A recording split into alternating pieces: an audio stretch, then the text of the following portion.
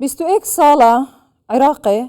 هیچ شایستایەک بۆ هێزên پێشمەرگەی نەهناردیە بە تایبەتی ئەو هاریکاریان پشتی ساڵە 2014 ژلای هەفپەیمانیان ناودەوڵەتی ئەمریکای بۆ عێراقی هنارتین و پشکە هێزên پێشمەرگەی دنافوان هاریکاریادا جەهکری وەکە ئێمانەتێک هێزên عێراقی حکوومەتە عێراقی ڕادستی هێزên پێشمەرگەی بکات هەر جارە ڕادست کریژی بەشێکی گەلێکی کێم ئەوژی گەلێک بمنێت دماهیە چێ بووە محەممەد حەلبوسی سەرۆکێژی کار لادایە پەرلەمانی عێراقی ڕابووە دژاتیە پڕچەکردنا هێزên پێشمەرگەی di çarçova سپای عێراقیدا دکات و dibêjîtin پڕچەکردنا هێزên پێشمەرگەی دژی ئەمنیەتەیە مەترسیە bi taybetî li ser Mosulê بۆچی ئەو هەمووی قەنجی و چاکی و باشiyên Kurdistanê û hêzên pêşmergê û Kurda digel kes û karên Mihemmed Helbûsî û xudê Mihemmed Helbûsî kiriye ku li Parlemanê Iraqê hêzên pêşmergey Mihemmed Helbûsî hemû parlamenter heta Roja Evrûkê jî parastîne çawa dişên bersiva vê namerdiyê bided Kurdistan ji hêjayê Yasîn Ezîz şirovekarê siyasî dipirsim mêvanê min li stûdiyê hêja Yasîn tu bixêratî serçawa axiftinên Mihemmed Helbûsî ji çi serçawa digirin زۆر سوپاسی مەخان سڵاو لە جەنابەت لە بینەرانی خۆشەویستی کوردستان 24 دیارە بۆ ئێمەی چاودێر زۆر لایەنی سیاسی لە عێراق بەداخەوە زۆر جار هێرش دەکەنە سەر کوردستان قوارەی سیاسی و ئیداری هەرێمی کوردستان زۆر جار خەون بۆی دەبینن کە ئەو قوارێ لە ناو ببردرێت لە بار ببردرێت بەڵام تا ئێستا چەند ساڵە لای لە ئێمەی کورد چاودێری کورد تقریبا ئاسایی بوویتەوە ئەوشتانە بەڵام ینی لەلایەن خەڵکێک وەکو بەڕێز محەممەد حەلبوسی کە ئەو لێدوانانە دەدرێت بەڕاستی لای ئێمە سەر سوورمان بوو ینی کەەوە باسم کرد زۆر لایەن کە باز دەکەن زۆر ئاسایی بوویتەوە لای ئێمە چەند ساڵە ئەوشتانەمان جێ لێ دەبی بەڵام کە دەگاتە کەسایەتێکی وەکو بەڕێز حەلبوسی یان ئەوانەی نزیک لە حەلبوسی یان ئەوانەی بە ناوی حەلبوسی قسان دەکەن کە لەگەڵمان دەرچن لە تەلەڤیزیۆنە عێراقیەکان بە زمانی عەربی زۆرمان پێسەیرە کە ئەو خەڵکە ئاوا لەو کات و ساتەدا لە بیانەوێ وەکو مزایدەیەکی سیاسی وەکو ئەوەی کە دژایەتی کورد یان پێشمەرگەی کوردستان بەکاربێنن بۆ خۆیان بهێننەوە پێش یان بۆ چەند پۆستێک و پلەیەک هەرچەندە ئەوانش باش دەزانن کە ئەو هەوڵانیان ئەو لێدوانانە نە پێشمەرگەی کوردستان نە هەرێمی کوردستان لاواز دەکات بەڵکو بەهێزتری دەکات و پێشم وایە کە ناوخۆی کوردستان وا دەکات کە زیاتر هۆشیار بیتەوە کە ئەگەر هەر تا دوێنێ دۆستوان هەبوو بەداخەوە هەروەکو بەبیرکردنەوەی دژمن تەماشای هەرێمی کوردستان دەکات بەهێزبوونی هەرێمی کوردستان بەهێزبوونی کوردستان پێشمەرگەی کوردستان بەداخەوە بە مەترسی و بە شتێکی ترسناک بۆ خۆیان یان بە هەڕەشە بەسە خۆیان تێدەکەن ئەوان دەزان کە هەرێمی کوردستان قەدوانە بۆ قەت شوانابی یان پێشمەرگەی کوردستان ئەم زۆر جار باز دەکەم دەرم تا ئێستا هیچ لایانی سیاسیان هیچ بەشێک لە بەشەکانی عێراق هەمووی هەرچە چ نەتەوەیەک چ ئاینێک چ مەزهەبێک لە عێراق بابێن یەک حاڵەتی وامان لۆبین کە هێزی پێشمەرگەی کوردستان بوویتە مەترسیان بوویتە شتێکی نەرێنی لەسەریان بەداخەوەشتیوان نابینەوە ینی ئەوجە بۆیە پێم وایە کە ئەو ئامانجە سیاسیانەی لێدوانی بەڕێز حەلبوسی کە لەو کات و ساتەیە کە پەرسەندنی پەیوەندیەکانی نێوان هەرێمی کوردستان و حکوومەتی فیدرالی بەرەو ئاخارێکی باش دەڕوەیم هەمومان دەزانین کە پەیوەندیەکان بە تایبەتی پاش سەردانی ئەنجومەنی ئابووری حکوومەتی فیدرالی بۆ هەولێر و ئەو هەموو ئەنجامە باشانەی کە هەیەیان بووە و لە خلالی ئەو چەند ڕۆژەی کە دادێش ینی زۆر ئەوە هەیە کە لەلایانی بواری دەستپێکردنەوەی ناردنەوەی نفتی شەر ئەو شتانە هەبی ئەم پەرسەندنە ئیزابی لە نێوان حکوومەتی هەرێم و حکوومەتی فیدرال هەیە دیارە خەکەک دایانەوەی کە هەروەکو بکەن لە ئاوی پیس ڕاو بکەن ئەو شتانە بەکاردێن و بۆ مەرامی سیاسی خۆیان و بۆ مەرامی ئەوەی کە ینی زۆر شتێ لە عێراق کە ئێستا فۆکسی لەسرە لای دەنبی بەنە سەر بار و وەزیتکە کە بەداخەوە هەموو جارش هەرێمی کوردستان دەبتە پێشاتێک دەبتە شتێک لە بۆوانەکە بەداخەوە دژمنایەتی بکەن وەکو باسم کرد بەڕێز حەلبوسی دۆستی نزیکی کورد بوو کوردیش هەردەم باش بووە لەگەڵ حەلبوسی و وەکو جەنابیشتان باس ناکرد خزم و کەس و خەڵک و ئەو خزمانە و ئەو عەشیرەتانەی کە لە دەوروبەری حەلبوسیدان بەڵێ هەرچەندە محەممەد حەلبوسی وەکی سەرۆکێژی کارلادایە پەرلەمانی عێراقی لێ سەرۆکی حزبێکی حزبە تەقەدم ئانکو کەسایەتیە کاریگەری سونەیانە لە عێراقی هەرێما کوردستانی چاوە دکاریتن هەڵویستە بگریت بەرەمبەروان ئاخفتن یان ژیوان تومەتێت محەممەد حەلبوسی لەسەر هێزên پێشمەرگەی دیارە ئەوەی کە بەڕێز حەلبوسییان خەڵچکە باسی دەکەم ئێمە وەکو قوارەیەکی دەستوری یان پێشمەرگە وەکو هێزێکی دەستوری و نظامی یانێ لە سیستەمی بەرەنگاربوونەوەی یان سیستەمی دیفاعی لە عێراق دیارە هێزشی ئەوە یاروک و بەڕێز سامەڕایش باسی کرد ئێمە دیارە مامەڵە لەگەڵ خەڵکی تکە ناکەین ینی کە چەک وەردەگری هێزی پێشمەرگە حەق خۆیەتی مافێکی خۆتی مافەشی زەوت کراوە دەبا لە مێژە نەک ئەو چەکە هەموو زۆرە چەکە چێبی هەرێمی کوردستان هەتا ئێستا لە ژێر خەڕەشەدایە ئێمە مەسەڵەن ڕۆکێتمان تێدەگیرێ ئێمە درۆن جار بەجار هێرشی هەرێمی کوردستان دەکە ئێمە لە هزار نێزیکی لەو ناوچانێکە داعش دەیەوێت دیسان جوڵەی بکاتەوە کەوابی هەرێمی کوردستان ئەوەیە ئێمە پێم وایە کە باشترین وەڵام بۆ ئەو کەسانە ئەوەیە کە ئێمە زۆر جار ئەوان باسی ئەوەی دەکەن کە هەرێمی کوردستان لەگەڵ حکوومەتی فدرال لە پایی دەستور یان لە ئەوەی دەستور ئەوکە ئێمە شەشی دەستوریە حکوومەتی فدرال وەزارەتی پێشمەرگەی حکوومەتی هەرێمی کوردستان لەگەر وەزارەتی بەرگری عێراق لەگەر هێزە چەکدارەکانی عێراق کە سەرۆکی بەڕێز سوودانیە کە سەرۆک وەزیرانی شە لەو کاتەدا ئێمە مامەڵەیەکی چ لەلانی سەربازی چ لەلایەکی دارایی چ لەلانی سیاسی دوبلۆماسی ئێمە مامەڵەیەکی ئاسایی و زۆر ئاسایش دەکەین و کە لە شوێنی خۆیتی کە هەرێمی کوردستان هەروەک بەشی دەبی لە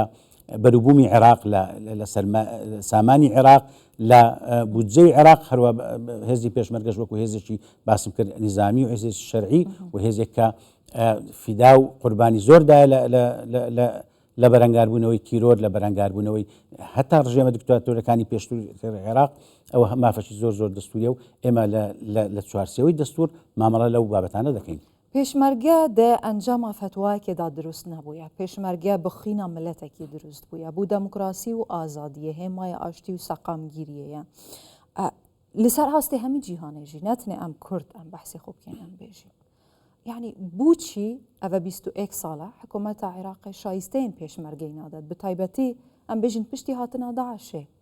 ئەو چەک و ئاڵاوێن پێشکەفتیان سەربازیên لەسەر ئاستێ هێزên هەفپەیمانان بە هێزên عێراقی هاتینەدان و بەش پشکا پێشمەرگەیژی تێدا بوو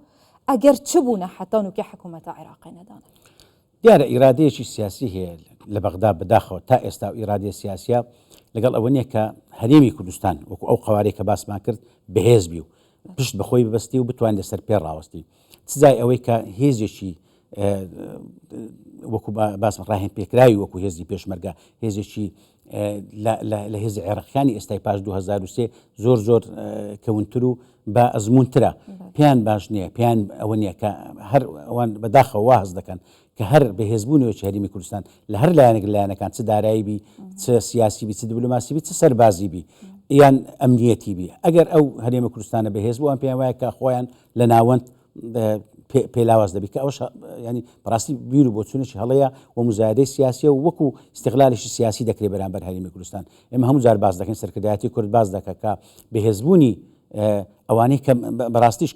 کە نەوەداتوەرێکیانە ئینسافەتیان هەیە لە بەغدا لایەنە سیاسیەکان پێیان وایە کە بەهێزبوونی هەرێمی کوردستان لە بەهێزبوونی عێراقا وە بە پێچەوانش لاوازبوونی هەرێمی کوردستان ئێمە هەرێمی کوردستان قوارێکی سیاسی ئیداری ناوچێکی جوگرافی بەرفراوانمان هەیە چەند سنوورێکمان لەگەڵ سنووری سووریا سنووری تورکیا سنووری ئێرانە باش ئەگەر هێز ینی پێشمەرگەی هەرێمی کوردستان یان هێز پێشمەرگەی کوردستان ئەوها بەهێزبێ ئەو سنوورانەی کە عێراق کە باسی سیادە و ئەو مەسائلانە دەکرێت لە بەغدایە ئەو سنوورانە زیاتر ناپارێزرێ زۆر جار ئەوە دەکرێت ئەگەر هێزی پێشمەرگەی کوردستان بەهێز بێ قواری هەرێمی کوردستان بەهێز دەبێ ئەمنیەت و عێراق بەهێز دەبێ هەموو شتێکی عێراق بەرەو نێرینی و بەهێزبوون دەچی بەڵام بەداخەوەکو باسم کرد لایەنی مزایدەی سیاسی لایەنی بەکارهێنانی ئەو مەسەلانە بۆ بابەتی سیاسی ئەوەیە کە ئەوان چاویان پێ هەڵنایە کە هەرێمی کوردستان بەهێزبی ئەخفتنێت محەممەد حەلبوسی ڕێک گەلک لاانێندی و کەساتیەندی لە عێراقی ژێ سیاست مەداران ژێ ڕۆژنەماوانان ژە چاڵکوانان ڕێوان یە ڕاست دیار کرد در حەقی ئنیەتێن وان لەسەر هێزên پێشمەرگەی کورد و کوردستانê ئەم دبینین لەسەر ئاستێ مەدی عەرەبیە عێراقی گەلک کەس كأنما بخوشة محمد حلبوسي وصاغوتيا كأنما دارفتك بين استغلال كان حتى هزين بيش مرجي بتشيك بكان نافي وان خراب بكان او محمد حلبوسي حتى انه كاجي ملاوي الهافليريا وهزين بيش مرجي ويت باريزن هزين امنيين كردستان ويت باريزن بوشي افنان كورياكر وكي منقود ديسا جاخد دكام كردستان شاوت شيتن برسوا وينا مرديه بدات وهزين بيش مرجي جدوي وان نامردان بپاريزيت خۆی ئەگەر ئیماخان سەیری مێژووی مامەڵەکردنی کورد لەگەر ئەو جۆرە سەرکردانە سیرکەی هەر بە باشی وەڵامیان داینەوە تا ئێستا کورد بە زمانێکی زبر وەڵامی حتا بەڕێز حەلبووسی نەدایتەوە هەرچەندە حەلبووسی نەدەبا بە هیچ شێوەیەک وای بچکە حەلبووسی زۆر نزیک بوو لەسەر کردایەتی کورد و لە نێو هاوپەیمانیەک بوو کە بەرەو هەمومان هەستمان دەکرد کە ئەو هاوپەیمانیە بەرەو شتێکی چاک و ڕوونتر و باشتر لە پرۆسی سیاسی لە عێراق ئەوە دەبی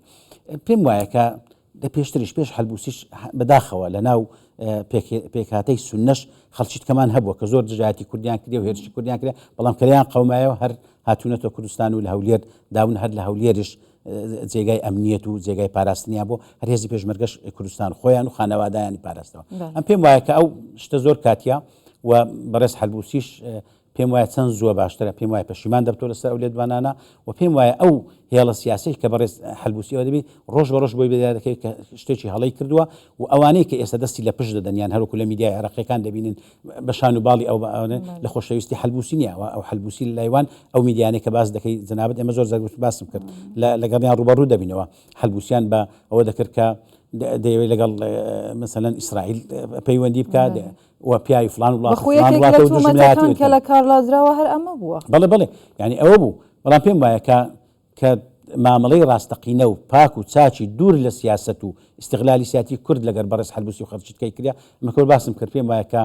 زۆری پێناچێت کە بەڕێز حەلبووسی ئەوانەی وەکو حەلبووسی بیر دەکەنەوە پەشیمان دەبنەوە و باوەشی کورد ئەمە پێم وایە باوەشێکی گەرم و فراوانە دڵی کورد هەروە بۆ و وەکو مێژوی کوردستان و خەڵک و کوردستان و سەرکردایەتی کورد ئەوەی کە سەلمان دێکە ئەو هێزانە ئەگەر بێت و پەشیمان بنەوە خۆیان دەزان کە قسانی ئێستا دەکەن ئەسڵ و ئەساسی نیە و ڕاز نییە بەڵام وەکو شتێکی کاتی ینی شتێکی ئەوەی کەس دەرێت هەتا بەخۆشیان وەکو پێکاتی سونەش دەدا ینی ئەوەی کە بەڕێز حەلبووسی باسی کرد یان ئەو تۆمەتانە پێم وایە کە مەسەلەکە ئەوەیە کە ئەگەر بێوێ بگەڕێتەوە سەرۆکاتی پەرلەمان کە بە خەونیش تازە سەرۆکاتی پەرلەمان نادەنەوە سونە ینی بڕیارێکەیە کە سەرۆکاتی پەرلەمان نەدرێتەوە سونە ئەوەی کە بەڕێز حەلبووسیش کردی ئەو شلەقاندنەی ئەو گۆمە کاتێک کە کردی پێم وایە زیاتر پێکاتی سونە لە سەرۆکاتی پەرلەمان دوور دێختەوە کەواتە لە قسەکان بۆ پێ دەچێت کەواتە دەستپێکێکی نوێ بۆ عورفێکی دیکەی سیاسی لە عێراق کە ئەمە وای لێ هاتووە دەکرێت ئەمە دەستپێک بێ ئەمە ئۆستا یاسین پرسیاری کوتاین بە ئەمە بێ پەرلەمانی کوردستان سەرکردایەتی سیاسی کوردستان چۆن دەتوانێت ماف و شایستەکانی هێزی پێشمەرگە لە عێراق وەربگرێتەوە لە ڕووی یاساوە ئەو شایستانەی کە پێویستە بە هێزی پێشمەرگە بدرێت کە تا ئێستا ڕێگربوونە و پێیان نەدراوە ئەمە چۆن دەتوانێت ببێتە دەستپێکێک بۆ یەک بەیەک وەرگرتنەوەی مافی هێزی پێشمەرگە لە عێراق یارم بە خۆشحالیەوە بەرەو هەڵبژاردننی پەرلەمانی کوردستان دەچین ئەم پێم وایە کە کورد باشترین وەڵامی یان باشترین ئەوەی هەبی بۆ هەر کەسێک کە نەیارە بە کوردستان ناخۆی خۆی چاپکە بەرەو هەڵبژاردنێکی باشبوونی پەرلەمانێکی بەهێز دروستکەین حکوومەتێکی تری بەهێز دروستکەین بە یەکگرتووی ئەگەر لەگەڵ بەغدا مامەڵەمان کرد هەروەکو ئەوەی چەند ڕۆژەی لە دانیشتەکانی پەرلەمانی کوردستان زۆر خۆشحاڵی بوو کە فراکسیۆنە کوردیەکانی پەرلەمانی عێراق هەمووی بە یەکدەنجی لە مەسەلەی گەڕانەوەی ئەو عقارات و ئەو زەوی و زارانەی کە پێشتر مەسەن لە کورد ساندرابووە ئەوها بە یەکگرتووی مامەڵە بکەن لەگەر بەغدا پێم وایە کە لە ڕێی پەرلەمانێکی بەهێز حکوومەتێکی بەهێز یەکگرتوویەکی با بڵین خطابی سیاسی کورد بەرەو بەغدا پێم وایە کە مافەکانی کورد زۆر بە ئاسانی بەدەست دێتەوە. گەلێک سپاس مامۆستا یاسین عەزیز شروع بە کاری سیاسی زۆر بەخێر بێ. زۆر سپاس.